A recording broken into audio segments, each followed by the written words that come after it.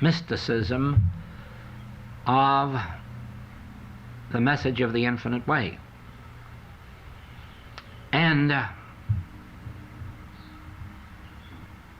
when you come to this, you lift your students into a whole new area, because now you take God away from them.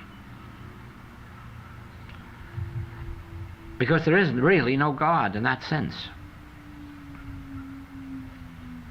There is a God, but it is only available to us as the activity of our own developed consciousness.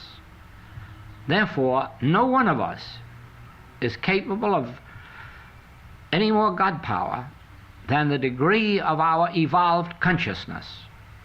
And that is why if we could evolve to the height of Jesus Christ or Gautama Buddha, we would be the full Christ or the full Buddha. But because we may not achieve that, our results, our fruitage, is in proportion to that degree of Christhood that we have embodied. And now we come to the mysticism, which is that God constitutes your very consciousness. And your degree of Godhood is your degree of attained consciousness. And here is where you come to the point that our sole interest should be developing, because it's the only degree of Godhood we're ever going to have. No one can rise higher than their consciousness. And so if you go to Jesus Christ consciousness, you may have an instantaneous healing, but if you go to Judas, you may have a long drawn-out healing. If you go to some of our practitioners, you have very fine fruitage and very fine healings and very fine comfortings, and you go to others, it's apt to be more protracted. Why? It isn't that God is different for one than for another. It isn't that the infinite way is different for one than for another. It is the fact that the only degree of Godhood we have is the degree of our evolved consciousness.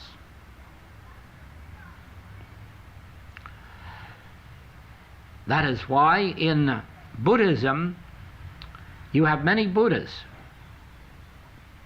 but you only have one Gautama the Buddha, one top Buddha. But you have lots of Buddhas at different levels. That means different levels of attained consciousness. So it is, they have not acknowledged in Christianity that there is any more than one Christ, and Jesus was that. But once they perceive that every priest, every minister, every rabbi has attained some measure of that Buddha mind or mind that was in Christ Jesus, then they will know that there are many, many Christs.